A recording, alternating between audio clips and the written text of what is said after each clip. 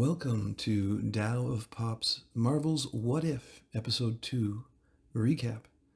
We're going super low-key for our first video, ASMR style, so huddle around your speakers or caress your earbuds and let's dive in.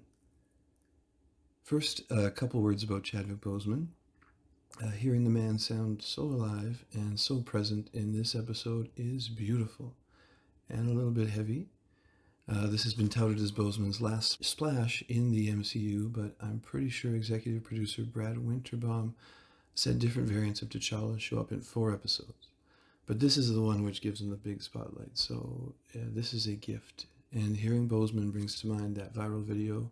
If you haven't seen it, look it up, of the students at Ron Clark Academy reacting to the news that they were going to a screening of Black Panther, smiling ear to ear, dancing on their chairs, their desks. Pure joy, and probably the first time at a very advanced age that I profoundly understood why representation matters. A feeling I'd only gotten a whiff of maybe a year prior while crying my eyes out during Wonder Woman. So thinking about all these kids so excited and finally watching a hero who looks like them on screen. Well, Boseman's passing is one of those raw deals which seems to confirm there is no order at all in the universe. And this is a poor segue, but as Marvel expands its universe, there's certainly less order over there as well.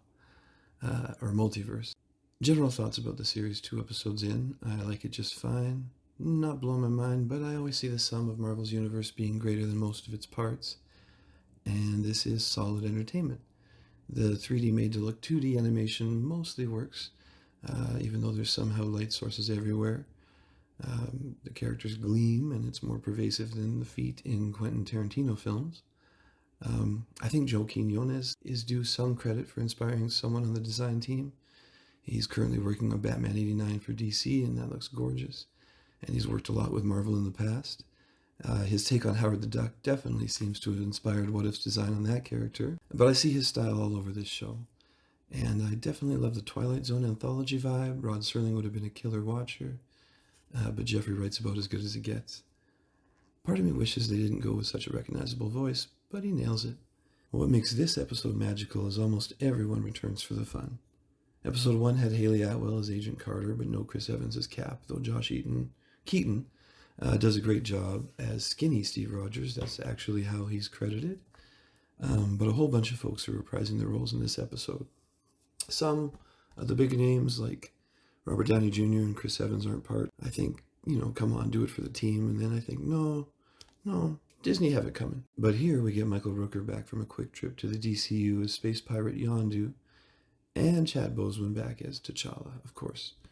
Though a looser, roguish version of Wakanda's king, not actually being king, having been kidnapped from Earth and raised in place of Peter Quill as STARLORD. As for the episode itself, I love the James Gunn aesthetic, bright purples and blues, and some nice spins on classic Guardians moments. We get a slightly less roguish Star-Lord, as I mentioned, more of a Robin Hood figure. They use the narration to cover lots of exposition, and you kind of wonder why these episodes aren't 40 minutes. Kind of like I wonder why Loki's episodes aren't 25 minutes. As for highlights, diving into some mild character spoilers. Taserface. THANOS just hanging. I love Nebula with the Veronica-like blonde, hair draped over her eye. Their version of the Collector's a sight to behold. And as for the plot itself, Marvel are great at taking classic tropes and subgenres and grafting them onto their own world. And here we get a Trojan horse heist with double crosses on top of double crosses. The Collector's assistant, Karina, Ophelia Lovabond. I think I'm saying that right. Anyway, she's great in everything she does. She gets a nice couple story beats that are long overdue. And all in all, there's some genius ways they work in lots of fan favorites without ever feeling overstuffed. And major spoiler ahead, it all wraps up with 3 of my favorite things. Dairy Queen, a flock of seagulls, and a kick-ass animated Kurt Russell, which is something I didn't imagine in my wildest dreams. It seems like they're playing mostly in the movie universe, with this series denying us some adaptations of all-time classic What If comics, like What If Jean Grey didn't die from the Phoenix Force? What if Spider-Man had rescued Gwen Stacy? Or what if Kraven the Hunter had killed Spider-Man? Stories that, at least in Disney's MCU, haven't been told yet, not counting Fox's X-Men or Sony's Spidey films before they started co-producing with Marvel. Then again, it seems episode 8 gives us a Marvel Zombies adaptation, which looks fun. And you know which issue I'd love to see adapted, which is never going to happen? What if the original Marvel Bullpen becomes the Fantastic Four? Stan Lee as Reed Richards. Stan the Man Lee as Reed Richards. Fabulous Flo Steinberg as the Invisible Girl.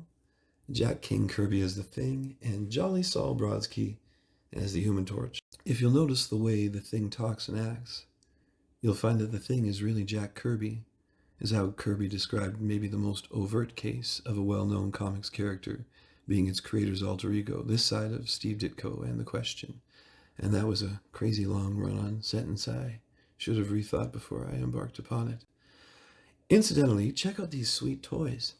I'm a bit of a DC guy, too cheap to buy much for toys in general, but the thought of owning this crazy good likeness of Sophia DiMartino is tough to resist.